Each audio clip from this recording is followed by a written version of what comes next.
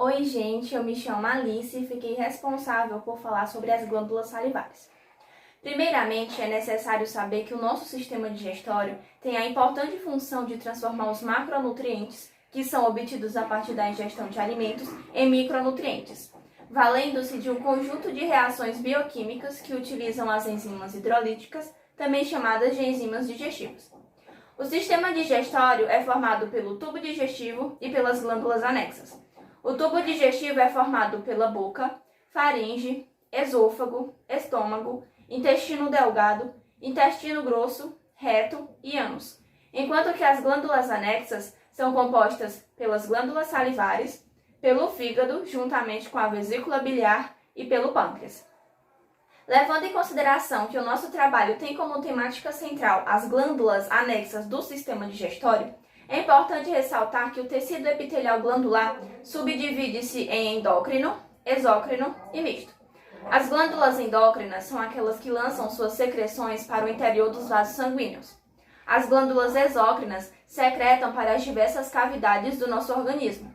Já as glândulas mistas são capazes de secretar tanto para os vasos sanguíneos como para as diversas cavidades do corpo.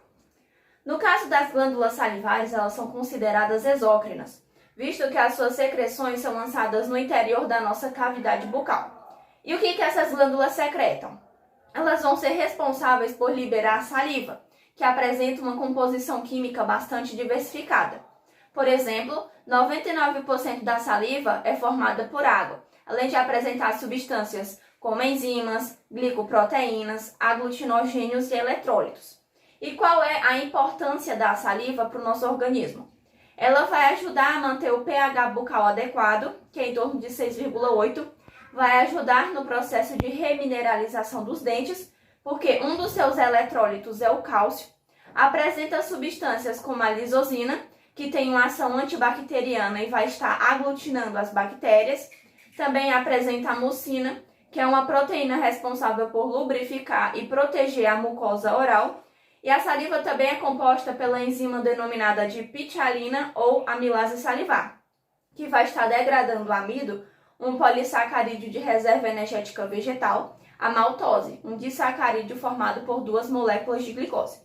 Dessa forma, é possível depreender que a saliva ela tem uma importante função para o nosso processo de digestão, porque em ação conjunta com os dentes e com a língua, elas vão formar o bolo alimentar, que é a primeira transformação química do macronutriente no início do nosso trato gastrointestinal. Em relação à composição histológica das glândulas salivares, elas são formadas por um conjunto de estruturas parênquimais que surgem no ectoderma a partir do epitélio oral primitivo. As estruturas funcionais das glândulas salivares são denominadas de adenômero. E esse adenômero possui uma porção secretora e uma porção condutora. A porção secretora é formada por um conjunto de estruturas secretoras terminais, também chamadas de ácinos, que nada mais são do que um conjunto de células secretoras aglomeradas. Já a porção condutora é formada por um conjunto de sistemas tubulares que se abrem em diversos ductos. Esses ductos podem ser intercalares, são os mais próximos das estruturas ácinos, apresentam os menores diâmetros e também são formados por um epitélio cúbico simples. Existem os ductos estriados, que têm um diâmetro maior que os ductos intercalares e são formados por um tecido epitelial cilíndrico simples. E temos também os ductos excretores. Eles apresentam os maiores diâmetros. Na sua porção inicial são formados por um epitélio cilíndrico pseudoestratificado e na sua porção terminal são formados por um epitélio cilíndrico estratificado. São esses ductos excretores os responsáveis por lançar saliva nas diversas regiões da nossa boca. Lembrando que os ductos estriados e os ductos excretores, eles vão estar alterando a composição da saliva primitiva, porque eles vão estar retirando e repondo nessa saliva alguns eletrólitos. Além do adenômero, as glândulas salivares elas vão apresentar suas células secretoras, que vão ser as serosas e as mucosas. As serosas vão ter um formato piramidal, vão liberar água, íons, enzimas e glicoproteínas, além do seu citoplasma ser rico em retículo endoplasmático rugoso, complexo golgiense e alguns grânulos secretores que possuem tamanhos e densidades variadas. As células mucosas, elas apresentam uma estrutura tubular e vão estar secretando muco. E o seu citoplasma apresenta um complexo Golgi mais proeminente e localizado em uma região mais basal, se comparado aos seus grânulos secretores. Além dessas células secretoras, as glândulas salivares também apresentam as células mioepiteliais. Essas células, elas vão estar associadas às estruturas ácinos e aos ductos intercalares. Quando associadas às estruturas ácinos, elas apresentam um formato estrelar e um conjunto de ramificações contráteis. Enquanto que as células mioepiteliais associadas aos ductos intercalares, elas vão ter um formato pisiforme e não têm essas ramificações contráteis. Mas qual é a função dessas ramificações contráteis? Elas vão facilitar a secreção da saliva, porque vão reduzir o tamanho do ducto intercalar e aumentar o seu diâmetro. Também vão estar polarizando esse ducto e ajudando na organização estrutural dos ácinos. Além dessa estrutura adenômero, as glândulas salivares também vão apresentar o estrômero, que é formado por um tecido conjuntivo denso não modelado e que vai sustentar essas porções de unidades secretoras. Além disso, como esse tecido conjuntivo é rico em vascularização sanguínea, ele vai estar nutrindo esse adenômero e também vai estar lançando neles alguns vasos nervosos e também vasos linfáticos. Lembrando que também esse estrômero, ele vai estar formando um conjunto de septos conjuntivos que vão dividir as estruturas ácinos e os ductos em lobos e lóbulos, que já são unidades menores. E quais são as glândulas salivares que a gente tem? Elas se dividem em dois grupos, as glândulas salivares menores e as glândulas salivares maiores. As glândulas salivares menores secretam menos saliva, são responsáveis pela produção de menos de 10% de saliva. Lembrando que uma pessoa produz em média 1 litro de saliva por dia. Além disso, essas glândulas menores, elas vão estar lubrificando a nossa cavidade bucal. Estão presentes nas diversas mucosas orais, excedendo a gengiva e o palato duro. Já as glândulas salivares maiores produzem mais saliva e têm uma atividade enzimática mais ativa. E são divididas em parótidas, submandibulares e sublinguais. As glândulas parótidas localizam-se na porção lateral da face, logo anterior ao pavilhão do ouvido. Elas são formadas por células serosas e secretam amilase e glicoproteínas a partir do ducto secretor de Stensen, que se abre na altura do segundo molar superior. Essas glândulas são responsáveis pela produção de 20% da saliva. Já as glândulas submandibulares localizam-se no interior da mandíbula e são formadas majoritariamente por células serosas, mas também apresentam a composição de células mucosas. Vão estar secretando amilase, glicoproteínas e uma quantidade menor de mucina, a partir do ducto excretor de Wharton, que se abre junto ao frênulo da língua. Elas são responsáveis pela produção de 65% a 70% de saliva. Já as glândulas sublinguais, elas são localizadas abaixo da língua, são formadas majoritariamente por células mucosas, mas também apresentam células serosas e são as principais secretoras de mucina. Lembrando que as células sublinguais possuem cerca de 20 ductos que se espalham ao redor do assoalho da boca. Assim como qualquer outro órgão do nosso corpo, as glândulas salivares, elas também são suscetíveis à ação de agentes patológicos, principalmente de vírus e de bactérias. Por exemplo, nós temos a cachumba, também chamada de parotidite edêmica, que é causada por um vírus do gênero Paramyxavírus e vai estar ocasionando edema e sensibilidade na glândula parótida, além de gerar no indivíduo cefaleia, mal-estar e um quadro febril.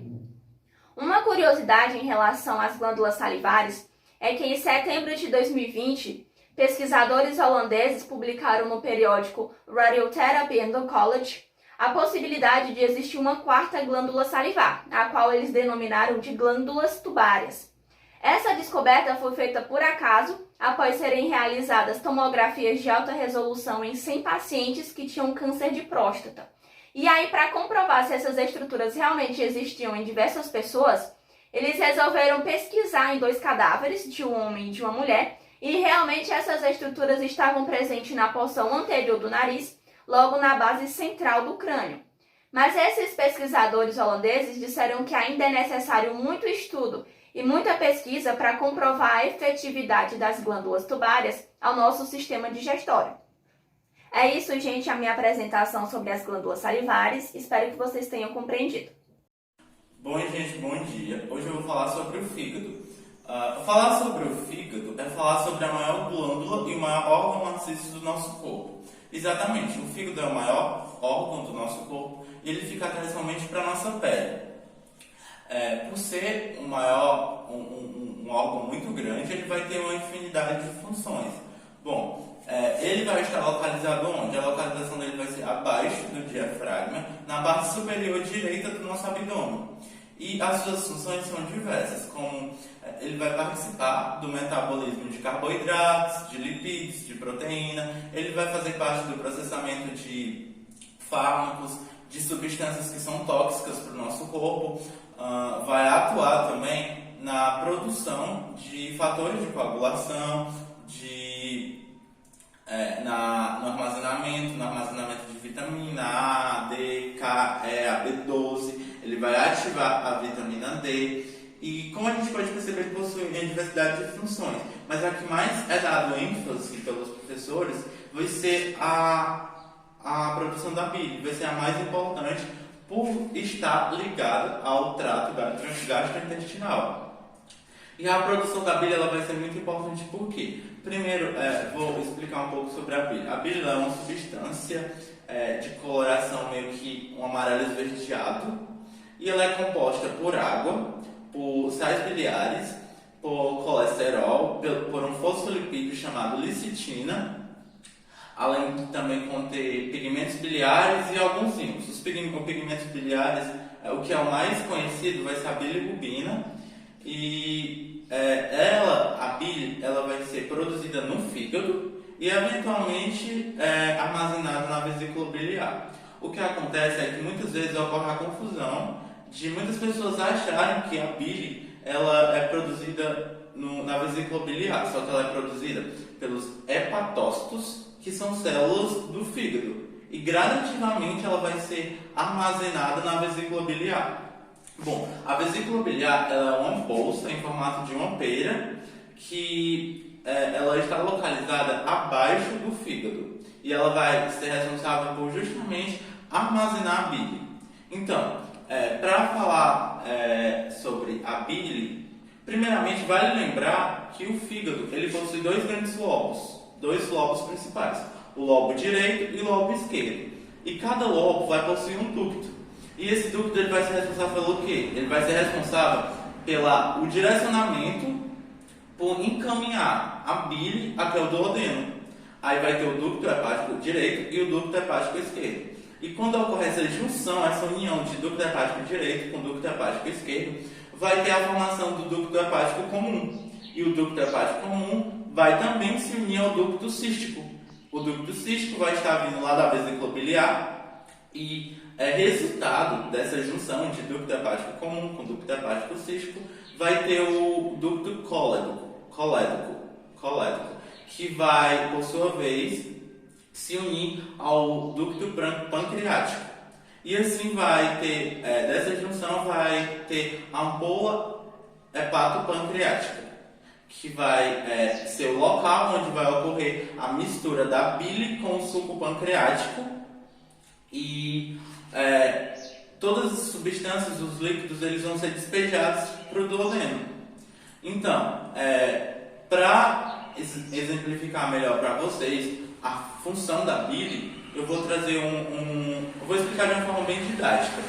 Bom, tem dois copos e nesses dois copos eu vou encher de água e após eu colocar o óleo. O óleo ele vai representar o que? A gordura. Então eu já coloquei a água e agora eu vou colocar o óleo nos dois. Bom, eu já coloquei o óleo e não está do jeito ideal, que é o jeito que ficou a primeira vez, porque já é a minha terceira tentativa. Então, quando você coloca o óleo ele vai representar a gordura. Essa gordura ela vai ser representada pelos alimentos que a gente consome diariamente, que são muito gordurosos. E esses alimentos eles vão estar localizados, eles vão se encontrar no duodeno. Aí agora eu vou colocar o detergente em um dos copos, em um dos recipientes, para vocês verem a diferença. Após colocar o detergente, você só mexer, que você, mexe os 2 copos, que você já vai perceber que vai começar a espumar. E essa espuma, ela é o quê? Essa espuma, ela significa a emulsificação, que é uma das principais funções da bile. E essa emulsificação, ela significa a quebra de moléculas de gordura em moléculas menores. E é justamente a principal função da bile essa emulsificação, ou seja, essa quebra de glóbulos gordurosos. Se você mexer mais, vai ficar todo espumado e vai ficar em glóbulos menores. A bile é justamente essa função. Bom, só fazendo um feedback, explicando mais novamente desse experimento e para fixar para vocês. A principal função da bile ela vai ser justamente essa emulsificação, que é essa quebra de moléculas gordurosas. Como vocês puderam perceber, o detergente ele agiu como a bile, e o detergente ele emulsificou a gordura, ele quebrou a gordura. E é exatamente essa a principal função da bile no nosso sistema. Então, o ducto que vai ser responsável por encaminhar a bile para fora da vesícula vai ser o ducto cístico. E existe também um esfíncter em torno da ampola hepatopancreática que vai se fechar quando o intestino delgado estiver vazio. E nesse momento a bile ela vai retornar pelo ducto cístico e ser armazenada na vesícula biliar. Então, como já foi abordado, o fígado ele possui uma diversidade de funções e ele é muito importante para o funcionamento do nosso corpo, para a nossa qualidade de vida. E, assim, um dos grandes problemas que atinge o fígado é a cirrose, que é uma degeneração e uma inflamação dos órgãos e é resultado de diversas causas, de diversos problemas. Mas a causa mais comum é o alcoolismo, mas tem também a hepatite e doenças biliares. Mas a causa mais comum vai ser o alcoolismo. Por isso é muito importante a gente estar sempre atento aos sintomas. Por exemplo, se o nosso corpo ficar de uma coloração mais amarelada, os nossos olhos também. É sempre importante a gente estar ligado a esses sintomas e procurar sempre um médico quando achar necessário. Porque o fígado, como vocês puderam perceber, ele é de vital importância. E se alguma coisa der problema, isso vai acarretar muito, prejudicar muito na nossa qualidade de vida. Olá, me chamo Patrícia e vou dar continuidade aos assuntos das glândulas anexas do sistema digestório. Fiquei responsável para falar sobre o pâncreas. Vou fazer uma breve introdução sobre a anatomia e depois irei passar para a histologia, que é a parte que mais interessa a gente no conteúdo de hoje. O pâncreas ele é uma glândula que faz parte tanto do sistema digestivo ou digestório, quanto do sistema endócrino.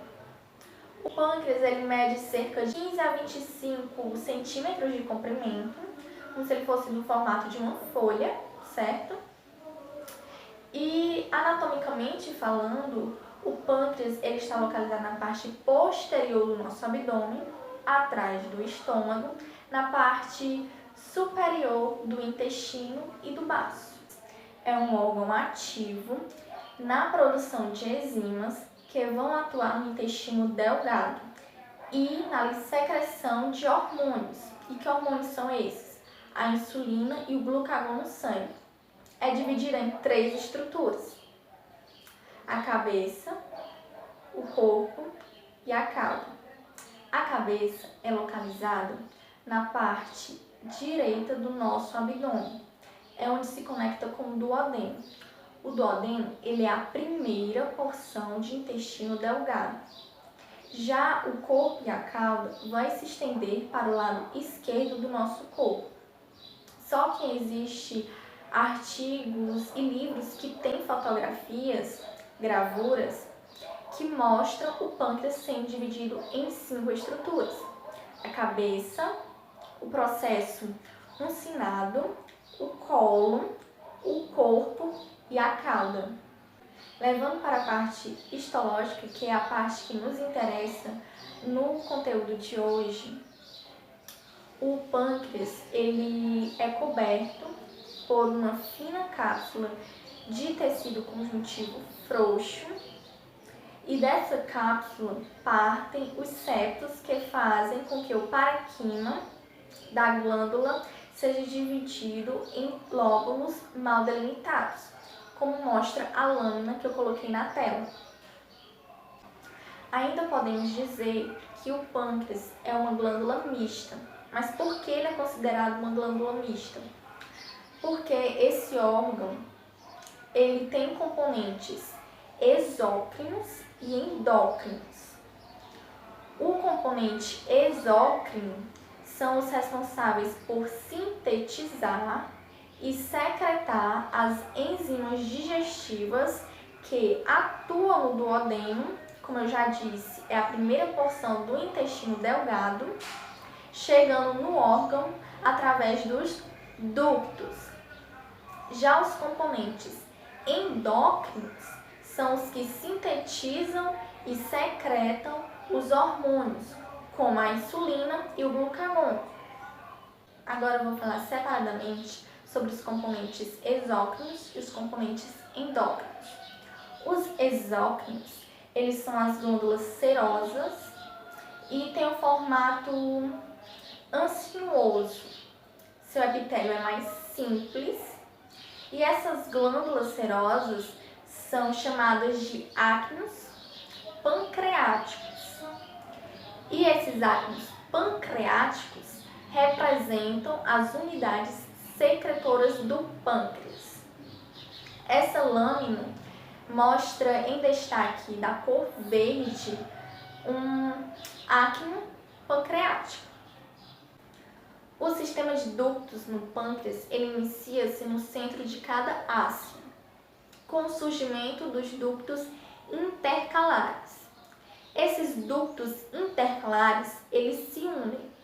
E quando acontece a união desses ductos intercalares, formam os ductos intralobulares. Esses ductos intralobulares, eles são ductos maiores, em que a maioria se converge em ductos interlobulares. Cerca de 40 a 50 células formam um ácido seroso ou ácido pancreático, em que o lume ele é ocupado por 3 ou 4 células centroancianosas e que representam o sistema de ductos do pâncreas. Esses ductos são envolvidos por uma quantidade considerável de tecido conjuntivo e liberam seu conteúdo no ducto pancreático principal, que se une ao ducto biliar comum antes de abrir no duodeno na papila de Vater.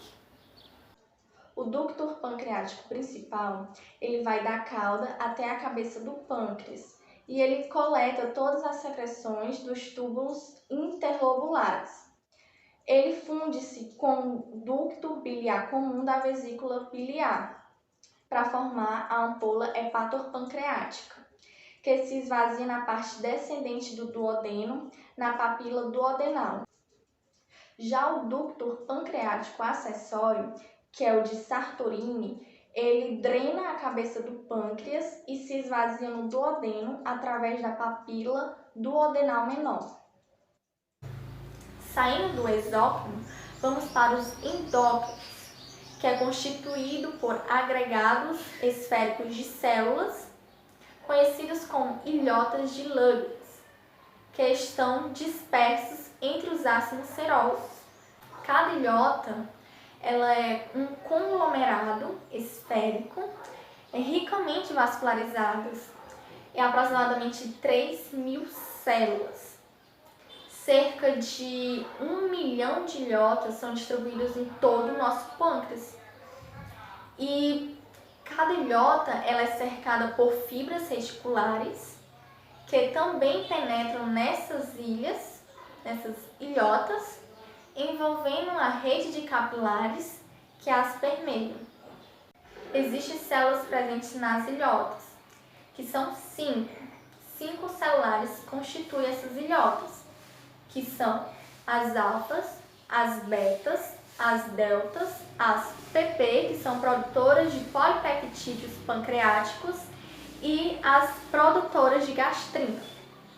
As células alfas são as células que secretam glucagon e consiste em cerca de 15 a 20% das células das ilhotas.